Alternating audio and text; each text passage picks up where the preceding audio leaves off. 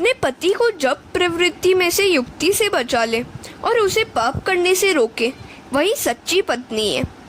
पति को धर्म परमात्मा के मार्ग में ले जाए, वह पत्नी ही धर्म पत्नी है। पति को पत्नी ही धर्म और मोक्ष के मार्ग पर ले जा सकती है। कयाधु ने सोचा कि यह बड़ा अच्छा अवसर है कि इस बहाने मैं अपने पति से बार बार भगवान का नामोच्चार तो करा सकूंगी। वह चाहती थी कि उसका पति सुधर जाए। भोजन आदि से निवृत्त होकर शयन के समय उसने पति की चरण सेवा करते हुए कहा कि भोजन के समय आपकी बातों में मेरा पूरा ध्यान नहीं था। हाँ, तो वन में क्या हुआ था? हिरण्यकश्यपु ने कहा, देवी, वहाँ एक तोता आकर कह रहा था, नारायण नारायण। कयाधु ने कहा, तोता क्या बोलता था? हिरण्यकश्यपु ने कहा, नारायण नारायण। कयाधु ने कहा, भला ऐसा कैसे हो सकता है? क्या सचमुच वह तोता बोलता था? हिरण्यकश्यपु ने कहा, हाँ, वह नारायण नारायण बोलता था। बेचारा कामातुर पति। पत्नी ने युक्ति से बार बार यही बात उससे कहलाई। कयाधु ने इस प्रसंग से लाभ उठाकर अपने पति के मुख से नारायण का 108 बार नामोच्चार करवाया। साधारणतया पुरुष कामांधता के कारण स्त्री के अधीन ही होता है, अतः पत्नी चाहे तो अपने पति को सुधार सकती है। पत्नी यदि सुपात्र होगी तो अपने पति को भगवत भजन में लीन कर सकेगी। माता पिता हिरण्यकश्यपु कयाधु भगवान का नामोच्चार कर रहे थे कि उसी समय माता के गर्भ में प्रहलाद जी की स्थापना हुई। अतः पिता के राक्षस होने पर भी उसका पुत्र प्रहलाद महान भगवत भक्त हुआ। कयाधु सगर्भा हुई और हिरण्यकश्यपु तपस्या करने वन में चले गए। उसने वहाँ 36,000 वर्ष तक तपश्चर्या की, अन्न जल का भी त्याग कर दिया। इस कलयुग में प्राण अन्न और जलमय है, किंतु उस सतयुग में प्राण अस्थिमय था।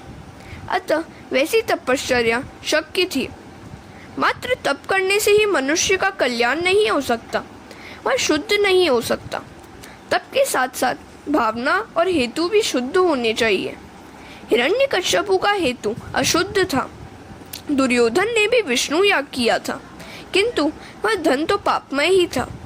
यदि योग की साधना करते हुए योगी का हेतु अशुद्ध हो, निश्चय उसका पतन ही होगा। केवल योग साधना से हृदय विशाल नहीं हो सकता। योग सिद्धि से अन्य शक्तियां तो प्राप्त होंगी, किंतु हृदय की विशालता नहीं प्राप्त हो सकती। ब्रह्मानुभूति के बिना हृदय विशाल नहीं हो सकता। हिरण्यकश्यपु की तपश्चर्या से प्रसन्न होकर ब्रह्मा जी वहां आए। वह तो मिट्टी के ढेर में ढका सा हुआ था। ब्रह्मा जी ने जल छिड़का तो वह बाहर आया। ब्रह्मा जी ने उससे पूछा कि उसकी क्या इच्छा है।